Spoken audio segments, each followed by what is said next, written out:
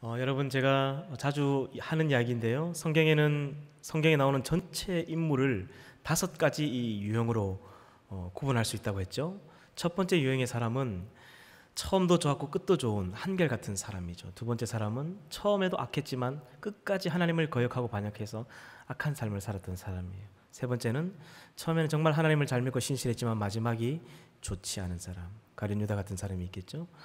네 번째 사람은 처음에 자기 인생의 출발은 비록 미비했지만 그가 하나님을 만나고 그의 인생의 후반에는 하나님을 잘 섬겨서 복을 받은 사람이 있고, 마지막 5번째 사람은 왔다리 갔다리 했다가 말았다가 이런 유형의 사람이 있습니다. 우리 여러분들은 이 5가지 유형의 사람들 중에 어느 유형에 속하는 신앙인입니까? 성경을 읽다 보면 분명한 사실 하나는, 하나님이 그 한 시대에 가장 사랑하셨고 가장 복을 많이 주셨고 부유한 삶을 살았던 사람은 단연 첫 번째 유형입니다. 처음부터 끝까지 한결같은 사람 말이죠. 이 한결같은 사람의 대명사가 바로 아브라함이죠. 오늘 말씀의 제목 같은 사람입니다. 돌아서지 않는 산 같은 사람이죠. 이 사람은 끄떡이 없어요. 하나님께서 이 아브라함에게 어떤 일을 하셨고 또 어떤 복을 주셨는지 오늘 함께 살펴보도록 하십시다. 하나님께서 오늘 함께 읽은 이 본문 말씀 12장 1절에 보면 너는 너의 고향과 친척과 아버지의 집을 떠나라라고 얘기를 합니다. 아브라함의 고향은 갈대아 우르죠. 거기는 메소포타미아 문명이 있는 굉장히 부강한 지역이었습니다. 비옥한 지역이었고요. 문명이 발달된 지역이었습니다. 거기서 우상 장사를 하는 아버지와 함께 살다가 이 장사의 목적을 위해서 초생달 지구, 굉장히 비옥한 지대에 있던 하란이라는 지역으로 가서 거기서 이제 정착하면서 살게 됐습니다. 하나님께서 나타나셔서 오늘 이 말씀을 하시죠. 이 우상을 파는 너의 아버지의 집을 떠나라라고 이야기를 합니다. 그래야 내가 내게 복을 줄 수 있다라고 말씀하시죠. 여러분, 지금의 서울에서 부산으로 이사를 가는 거나 여기서 전라도로 이사를 가는 그런 개념이 전혀 아닙니다.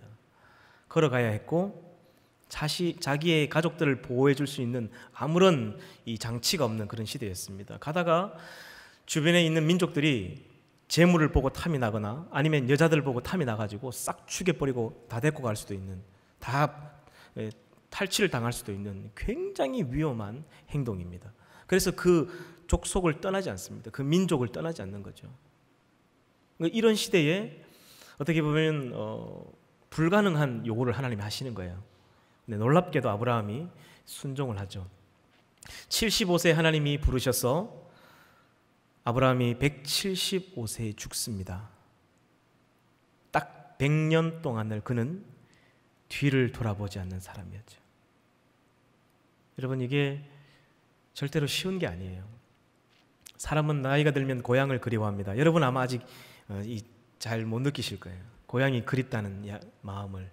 근데 제가 이 어르신들의 이야기를 들어보면요, 지금처럼 개나리가 피고 진달래가 피고 벚꽃이 좀 이렇게 피기 시작할 때가 되면요, 고향이 사무치도록 그립대요.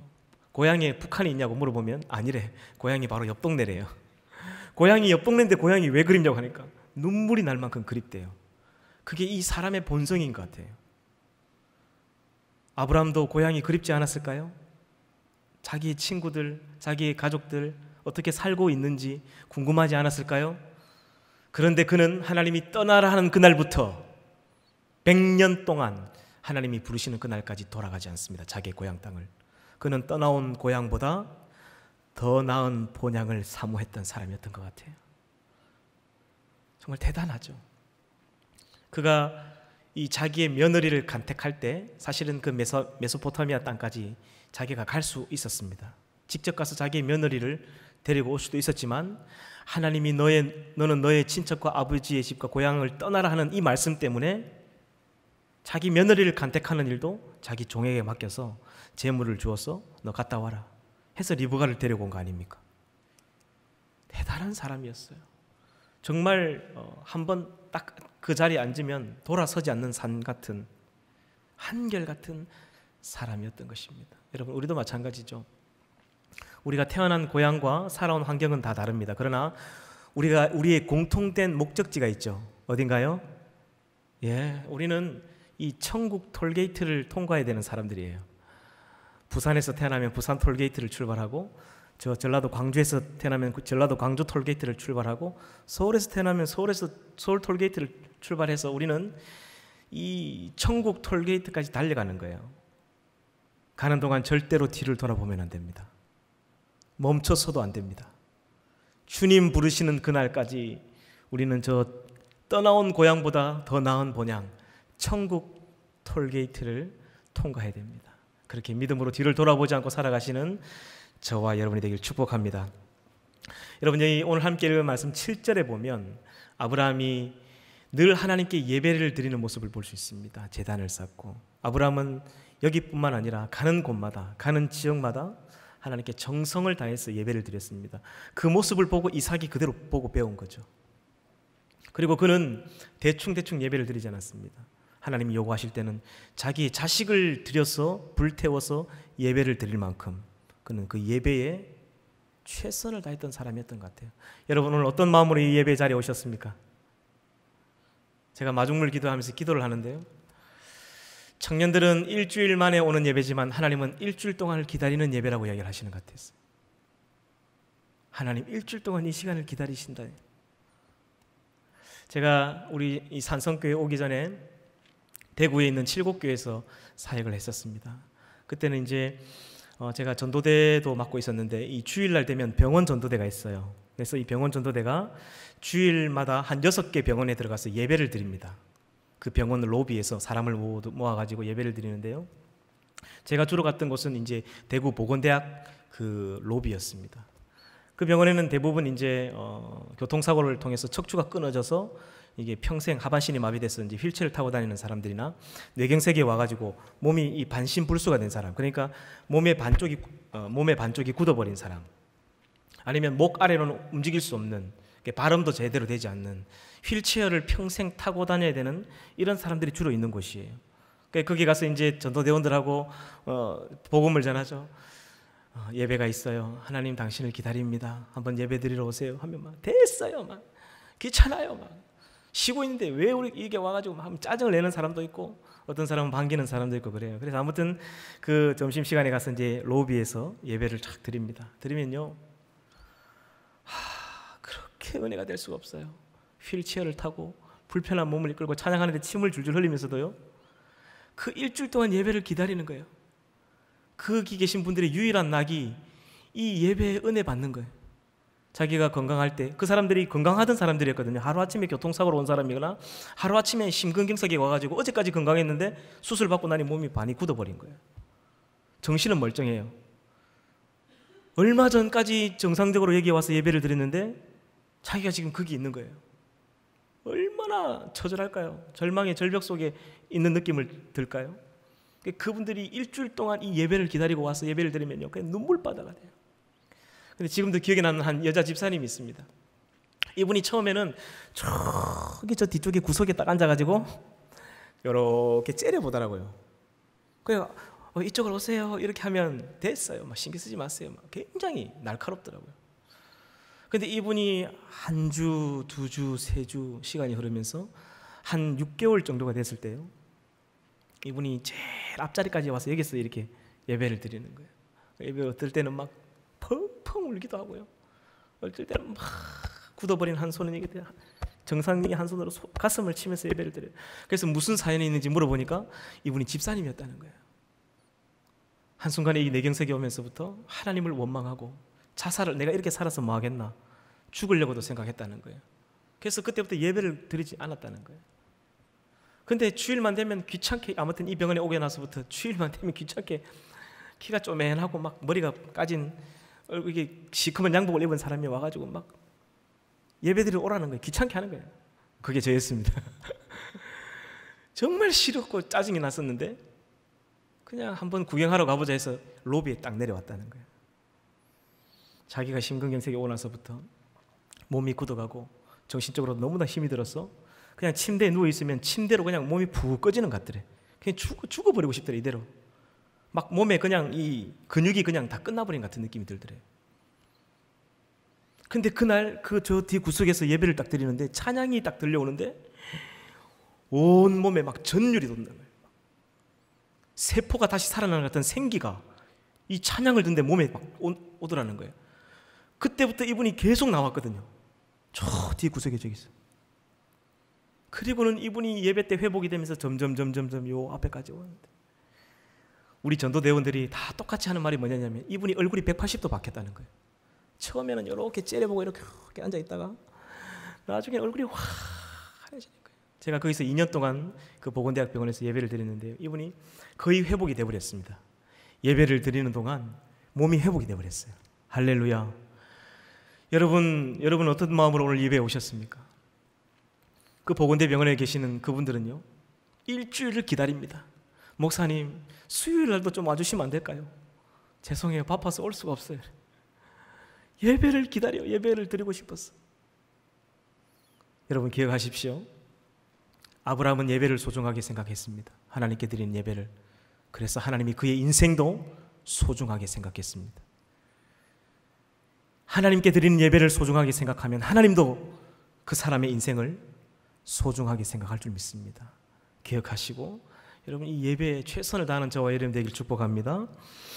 여러분, 그리고 우리가 아브라함에 대해서 좀 오해하는 것이 하나가 있습니다. 자기 아내를 루이라고 말하는 이 행동이 좀 비겁하지 않았나라고 말하는 사람들이 있는데 그렇지 않습니다. 이 당시에 아무튼 이 지역을 지나가다가 자기 가족들 중에나 자기 집안 사람들 중에 예쁜 사람이 있으면요 위험했습니다. 만약에 이 사람이 이 다른 부족들이 이 아내를 뺏기 위해서 싸움을 걸어오면요 이 부족 자체가 말살을 당할 수 있습니다. 몰살을 당할 수 있어요. 그래서 언제나 싸우지 않고 이것을 잘 지혜롭게 넘어가기 위해서 아브라함이 그런 말을 했던 거예요. 아브라함은 그렇게 소심하고 겁쟁이가 아니었습니다. 자기 조카 롯을 구출할 때 보면 알 수 있죠. 자기 조카 롯이 다른 부족에게 이게 납치를 당했을 때에 자기 집에 길리고 훈련한 318명을 데리고 특수부대원들을 데리고 침투에 들어가서 바로 건져내 옵니다. 대단한 사람이었어요. 강단이 있는 사람이었습니다. 하지만 당시의 문화가 그랬기 때문에 부족이 서로 싸우지 않기 위해서 그렇게 했다라는 것이죠. 오늘 함께 읽은 말씀 3절에 보면 3절을 보십시오. 너를 축복하는 자에게 내가 복을 내리고 너를 저주하는 자에게 내가 저주하리니 땅의 모든 족속이 너로 말미암아 복을 얻을 것이라 하신지라. 아멘. 여러분, 이 아브라함에게 주셨던 복, 우리 한국 사람들은 이 복 이꼬르 돈 이렇게 생각합니다. 그죠? 복 이꼬르 재물 이렇게 생각합니다. 근데 히브리인들은 그렇게 생각하지 않아요. 이 복이라는 말이 베라카라는 뜻인데 이 베라카는 칭찬입니다. 칭찬. 그래서 이 3절의 복 대신 칭찬을 넣으면 이렇게 됩니다. 들어보세요. 너를 칭찬하는 자에게는 내가 칭찬을 내리고 너를 저주하는 자에게는 내가 저주하리니 땅의 모든 족속이 너로 말미암아 칭찬을 얻을 것이라 하신지라. 아멘. 여러분 저를 보세요. 하나님께서 아브라함에게 주셨던 것은 칭찬의 복입니다. 여러분 그리스도인들이 칭찬받으며 살아야 됩니다. 예수님을 믿은 그날부터 나 때문에 윗집 사람에게 칭찬을 받고 아랫집 사람에게 칭찬을 받고 옆집 사람의 칭찬을 받아야 돼요. 아브라함이 그렇게 살았다는 거죠. 그래서 이 칭찬이 그 가족과 지역을 넘어 민족을 넘어서 온 열방 사람들로부터 하나님은 칭찬받게 하셨습니다. 여러분 놀라운 것은 아브라함은 기독교인들만 존경하는 게 아니죠. 아브라함은 천주교인들도 존경하고 모슬렘인들도 존경합니다. 이슬람 사람들도 아브라함은 자기의 아버지처럼 생각해요. 쉽게 말하면 전 세계 모든 사람들이 아브라함을 존경한다는 거예요. 하나님이 그에게 그런 칭찬의 복을 주셨다는 거예요. 그래서 이 칭찬을 통해서 하나님께서 이 아브라함의 민족과 나라를 강성하게 하셨던 것입니다. 이 칭찬의 복을 받아 누리는 저와 여러분이 되길 축복합니다. 여러분 이 복이라는 의미를 잘 기억하고 이 칭찬이 오면요 하나님께서 이 재물이나 부는 그냥 부어주시는 것 같아요. 그래서 그리스도인으로 살아가면서 직장에서나 학교에서나 항상 칭찬받기 위해서 애를 쓰십시오. 그러면 하나님께서 모든 것은 그냥 이 아브라함에게 부으셨던 것처럼 서비스로 주시는 것 같습니다. 이 아브라함을 통해서 우리가 아브라함의 생애도 중요하지만 또 하나 기억해야 될 게 있습니다. 그게 무엇이냐면 이 아브라함과 함께 하시는 하나님을 우리는 볼 수 있어야 됩니다. 놀라운 것은요, 이 아브라함과 함께 하신 하나님이 아브라함 때문에 심판하시는 모습도 바뀌어요. 무슨 이야기냐면요, 하나님께서 소돔과 고모라를 심판하실 때 하나님은 결정했습니다. 이제 저 민족을 끝내겠다고. 근데 아브라함이 하나님 좀 봐주시면 안 될까요? 하나님 저기 제 조카가 있는데 하나님 좀 어떻게 안 될까요? 아브라함이 계속 이야기를 하죠. 그렇게 하나님께 간구했을 때에 하나님의 심판의 모습이 완전히 바뀝니다. 하나님이 아브라함을 기억하사 그 조카 롯을 살려주는데 조카만 살려주는 게 아니라 그 사위까지 다 살려줘요. 할렐루야. 여러분, 한 사람이 예수를 믿는다는 것은요, 이 놀라운 파장력이 있는 거예요. 우리의 눈에는 보이지 않지만 하나님께서 이 믿는 사람을 통해서 이 복이 흘러가게 하는 거예요. 나 때문에 집안이 사는 거예요. 할렐루야. 우리가 그렇게 살아야 되는 거예요. 나 때문에 우리 집안 사람들이 함께 복을 받아야 되는 거죠. 아브라함이 그렇게 살았다는 거예요. 하나님이 아브라함을 얼마나 이뻐하셨으면 자기가 이 심판을 결정했음에도 불구하고 이 심판의 이 방향성을 바꿉니다. 놀랍죠? 여러분, 얼마나 아브라함을 하나님이 사랑했으면 그 아브라함 때문에 그 아브라함의 후손인 우리를 위해서 예수님을 보내주신 거 아닙니까? 우리 사실 아브라함에게 은혜를 입은 거예요. 하나님께서 아브라함과 이삭과 야곱을 통해 우리에게 복을 주시겠다 약속하신 그 복이 예수 그리스도죠. 실제로 그 복은 우리가 지금도 받았습니다. 이게 누구 때문이죠? 아브라함 때문이죠. 놀라운 삶을 살았습니다. 한 평생 뒤를 돌아보지 않고 한결같이 살았습니다. 그의 인생이 출발이 좋았느냐?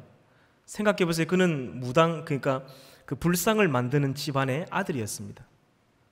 여러분, 불상을 만드는 그냥 장사하는 집안 정도의 수준이 아닙니다.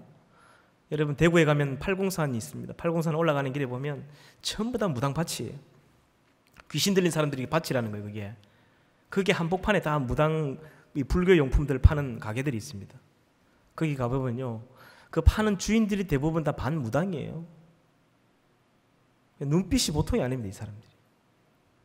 그런 집안에, 그 저주받을 인생의 집안에 아들로 태어났습니다. 그의 인생의 출발이 그랬다는 거죠. 근데 어떻게 그가 하나님을 만났을까요? 그 무당의 자식으로 태어나서 어떻게 하나님을 만났을까요? 그가 하나님을 찾았던 거죠. 성경에는 나오지 않지만 성경의 역사를 기록한 요세푸스의 책에 보면 아브라함이 신을 찾았다고 해요. 어제 우리 아버지가 산에 가서 나무를 해가지고 불상을 만들어 딱 올려놨는데 그걸 사람들이 사가더니 거기다 절을 하고 자기 신이라고 하는 거예요. 아무리 봐도 사람들이 너무 어리석다는 거예요. 저거 우리 아버지가 만든 건데. 통도사에 있는 불상들을 사람이 만들었는데 사람이 거기다 자기가 절을 하고 머리를 박는다는 거예요. 하늘의 별을 보고 달을 보니까 분명히 저것을 만드신 신이 있는 것 같은데 왜 사람들이 어리석게 저기 불상에다 절을 하느냐. 그래서 그때부터 도대체 그 신이 누군지를 찾기 시작했다는 거예요. 그렇게 찾고 찾는 중에 하나님이 그를 만나주셨어요. 하나님은 자기를 찾는 자들에게 상 주시는 이심을 믿어야 할지니라. 할렐루야. 하나님이 그를 만나주십니다. 그리고 그가 75세에 하나님을 만나고 그는 뒤를 돌아보지 않습니다. 여러분, 아브라함의 이 믿음이 사실은 우리가 그냥 지나온 세월을 짧게 읽어봤기 때문에 뭐 이렇게 쉽게 생각할 수 있지만 그렇지 않습니다. 75세에 자식을 주겠다고 하시고 25년 동안 안 주셨습니다. 100세에 이삭을 주셨죠. 25년 동안 하나님은 이 약속을 지키지 않았습니다. 근데 아브라함이 하나님을 신뢰했던 거예요. 자기의 고향과 친척과 아비 집을 떠나는 건 목숨을 걸어야 했던 일입니다. 무언가 보장되어 있는 게 없어요. 하나님 내 통장에 한 10억 넣어주는 걸 눈으로 보면 가죠. 그런데 그게 아니에요. 바랄 수 없는 중에 바랐고 믿을 수 없는 중에 믿었다는 거예요. 그 믿음을 하나님께서 보시고 그 아브라함에게 복을 주시고 그 아브라함을 통하여 천하 만민이 복을 받는 통로로 열어주신 겁니다. 할렐루야. 하나님께 사랑받는 자가 되어서 이런 복의 통로가 되시길 축복합니다. 이 창세기 18장 17절에 보면 놀라운 말씀이 나오는데요. 내가 내 사랑하는 아브라함에게 무엇을 숨기겠느냐 라는 표현이 나옵니다. 하나님이 아브라함에게는요 앞으로 일어날 일들을 숨기지 않았다는 거예요. 다 가르쳐줬다는 거예요.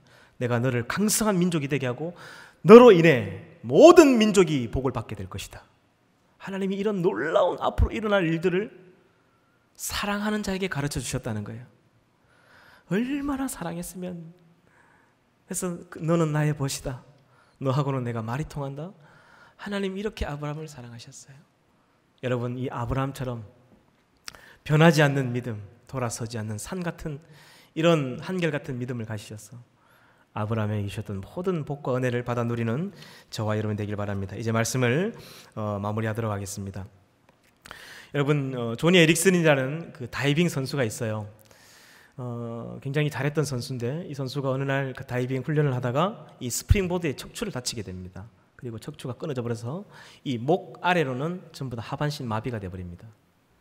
그러니까 하루아침에 유능한 이 스포츠 스타가 아무것도 할 수 없는 사람이 됐습니다. 그렇게 병실에서 절망하며 누워 있는데 매주마다 똑같은 시간에 한 목사님이 찾아오셔가지고 조니 에릭슨, 하나님 당신을 사랑합니다. 힘을 내세요. 이렇게 이야기하고 가더랍니다. 한 번, 두 번도 막 정도껏 해야지. 이 하루아침에 이게 하반신이 마비돼서, 여러분 이런 표현해서 죄송합니다. 병신이 되어 있는 자기 몸을 보면서 어떻게 하나님이 살아계시다면 나를 이 모양으로 만들 수 있느냐, 그렇게 하나님을 원망하고 저주하며 살았대요. 어느 날도 목사님이 찾아오셨대요. 하나님 당신을 사랑, 됐어요. 그러면서 이렇게 이야기했답니다. 하나님이 날 사랑해서 내가 이렇게 됐나요? 그러면 차라리 내버려 두라고 전해주세요. 당신이 믿는 그 잘난 하나님한테. 하나님을 조롱했다는 거예요, 그 자리에서. 근데 그 목사님이 그 모욕적인 말을 들으면서도 조니 에릭슨에게 이렇게 얘기했답니다. 이 고통 속에서도 하나님을 믿고 신뢰할 수 있다면, 당신이 만약 이 고통 속에서도 하나님께 감사할 수 있다면 하나님은 당신을 아주 놀랍게 쓰실 겁니다 하고 가셨다는 거예요. 근데 그 목사님의 그 마지막 말이 계속 귀에 맴돌더래요. 그래서 그가 결단을 하고 내가 이렇게 살아서는 안 되겠다. 다시금 하나님을 신뢰하고 나의 삶에 부정적인 쏟아내는 언어를 바꾸고 감사로 바꿔야 되겠다. 그렇게 해서 그가 하기 시작했던 게 뭐냐면 이렇게 붓으로 입에 붓을 물어서 이렇게 그림을 그리기 시작했습니다. 그리고 이 조니 에릭슨은 제2의 인생을 시작하게 됐습니다. 유명한 화가가 되었죠. 그의 모든 그림에는 사인이 있습니다. 이 PTL이라는 사인이 있어요. Praise the Lord, 주님만을 찬양하라.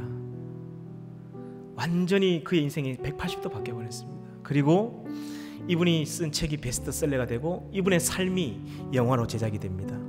여러분, 우리 한국에서도 모 방송사에서 이 사람을 보여주었었죠. 하나님께서 자신을 믿고 신뢰하는 그의 인생을 바꾸셔서 완전히 인생을 역전시키시고 그를 사용하셔서 낙심 중에 있는 많은 사람들을 회복시키는 그런 역사가 있었습니다.